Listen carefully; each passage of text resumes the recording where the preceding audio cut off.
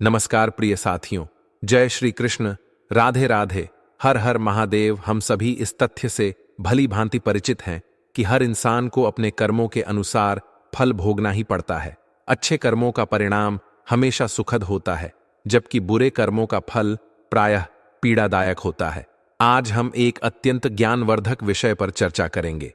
ऐसे कौन से कर्म हैं जिनके प्रभाव से किसी जीव को दोबारा मनुष्य का जन्म प्राप्त होता है।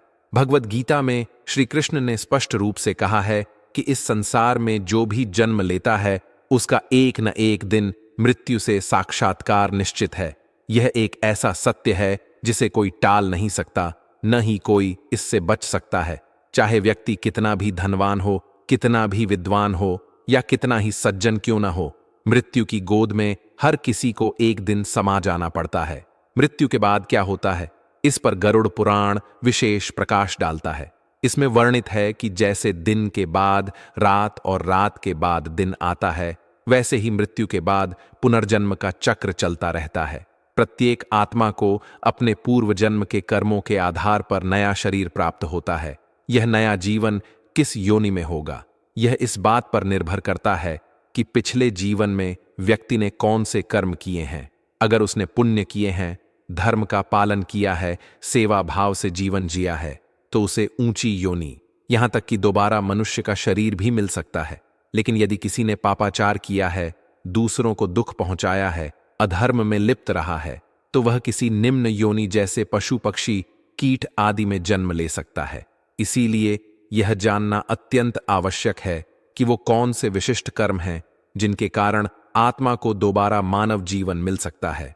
प्रिय बंधुओं, क्या आप जानते हैं कि ऐसे कौन कौन से श्रेष्ठ कर्म हैं जो आत्मा को फिर से मनुष्य रूप में जन्म लेने का सौभाग्य प्रदान करते हैं? यदि इस प्रश्न का उत्तर आपके पास नहीं है, तो आप इस ज्ञान से भरे संवाद को पूरे ध्यान और मन से अंत तक अवश्य पढ़ें, क्योंकि अधूरा ज्ञान न केवल निष्फल होता है, बल्कि कभी कभी तो यह हानि का कारण भी बन जाता है। गरुड़ पुराण इस विषय पर अत्यंत गहराई से प्रकाश डालता है। यह स्पष्ट रूप से बताता है कि कौन से कर्म आपको मनुष्य योनि में पुनर्जन्म दिला सकते हैं। यह जीवन एक अमूल्य अवसर है। अगर इसे धर्म, सेवा, करुणा, सत्य और संयम के मार्ग पर चलकर जिया जाए तो अगला जन्म भी उतना ही शुभ और मूल्यवान हो सकता है। लेकिन अगर जीवन व्यर्थ कार्यों, अहंकार, अन्याय और क्रूरता में गंवा दिया जाए तो आत्मा को अधोगति की ओर जाना पड़ सकता है। दोस्तों, गरुड़ पुराण में ऐसा बताया गया है कि कर्म अच्छी भी होते हैं, कर्म बुरे भी होते हैं, और कर्मों के अनुसार ही जीवन को नया जन्म मिलता है। नई यानी मिलती है। मनुष्य का अधिकार सिर्फ कर्म करना होता है और कर्मों का फल देने का अधिकार परमात्मा को होता है। मित्रों, इसके अलावा गरुड़ पुराण में यह भी बताया गया है कि अगर इस जन्म में आपको मनुष्य यानी मिली है, मनुष्य का शरीर मिला है, तो आपका अगला जन्म भी मनुष्य यानी में होगा। करने के बाद आपको दोबारा मनुष्य का शरीर मिलेगा। यह बिल्कुल भी तय नहीं है। गरुड़ पुराण के अनुसार जो लोग अपने जीवन में पाप कर्मों से बचते हैं, अच्छे कर्म करते हैं, परोपकार करते हैं, सिर्फ उन्हें ही मनुष्य का शरीर दोबारा मिलता है। यही नहीं, ऐसे बहुत सारे मनुष्य होते हैं जो अपने बुरे कर्मों के कारण, अपने बापू के कारण 84 लाख योनियों में पता नहीं कितने साल तक भटकती रहते हैं, और फिर अंत में जाकर के उनका जन्म मनुष्य यानी में होता है। उन्हें मानव का शरीर मिलता है। मेरे प्यार मित्रों, कर्म 3 प्रकार के होते हैं। पहले संचित कर्म, पूर्व कर्मों का जो देर है वो संचित कर्म कहलाता है। उन्हें संचित कर्मों के आधार पर आपको जो शरीर प्राप्त हुआ है वह प्रारब्ध कर्म, और वर्तमान में जो आप कर रहे हैं वह है द्रव्यमान कर्म।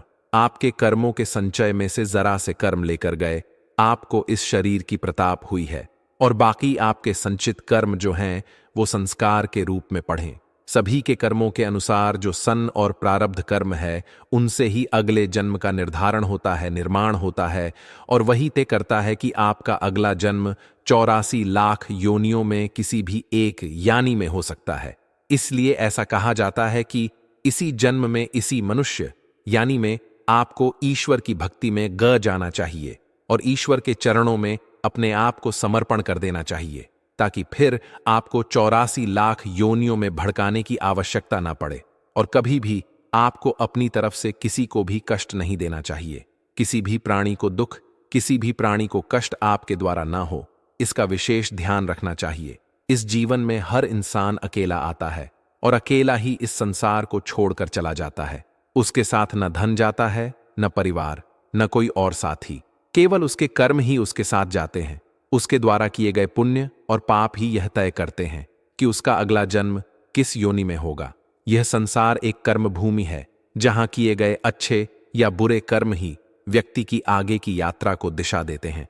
महर्षि वाल्मीकि द्वारा रचित पवित्र ग्रंथ रामायण में यह स्पष्ट रूप से बताया गया है कि माता पिता, गुरु, आचार्य और विद्वान पंडितों का कभी भी अनादर नहीं करना चाहिए।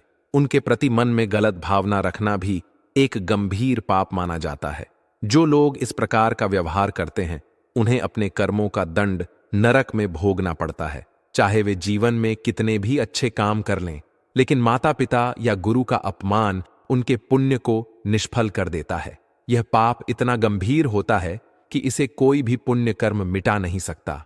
जो मनुष्य निस्वार्थ भाव से समाज की भलाई के बारे में सोचता है, पशु पक्षियों के प्रति करुणा रखता है, उन्हें भोजन और जल देता है, जरूरतमंदों की सहायता करता है और बिना किसी लालच के अपने धन का उपयोग धर्म कर्म में करता है, ऐसे व्यक्ति का अगला जन्म मनुष्य योनि में ही होता है। उसका जीवन एक उदाहरण बनता है कि सेवा, करुणा और परोपकार ही सच्चा धर्म है। गरुड़ पुराण में भी बताया गया है कि मृत्यु के अंतिम क्षण में मन में जो विचार होते हैं, वे अगले जन्म की दिशा तय करते हैं। यदि कोई व्यक्ति अपने अंतिम समय में किसी स्त्री की याद में संसार से विदा लेता है, तो उसका अगला जन्म एक स्त्री रूप में होता है। वहीं जो व्यक्ति भगवान का नाम लेते हुए अपनी अंतिम सांस लेता है, वह मोक्ष के मार्ग की ओर बढ़ता है। इसलिए हमारे धर्म शास्त्रों में यह निर्देश दिया गया है कि मृत्यु के अंतिम क्षणों में राम नाम का जाप करते रहना चाहिए, ताकि आत्मा को शांति और मुक्ति प्राप्त हो। हर मनुष्य को यह समझना चाहिए कि उसके प्रत्येक कार्य का प्रभाव केवल उसके जीवन पर ही नहीं, बल्कि उसके अगले जन्म पर भी पड़ता है। इसलिए हर कर्म सोच समझकर करना चाहिए। यह आवश्यक है कि हम अपने जीवन में ऐसे कार्य करें जिनसे किसी भी जीव को पीड़ा न पहुंचे। न इंसानों को, न पशु पक्षियों को। हमें बेजुबानों से भी प्रेम करना चाहिए, उनकी सेवा करनी चाहिए और जब भी संभव हो उन्हें भोजन, जल और संरक्षण प्रदान करना चाहिए। सेवा का भाव सच्चा तभी होता है जब उसमें कोई स्वार्थ न हो।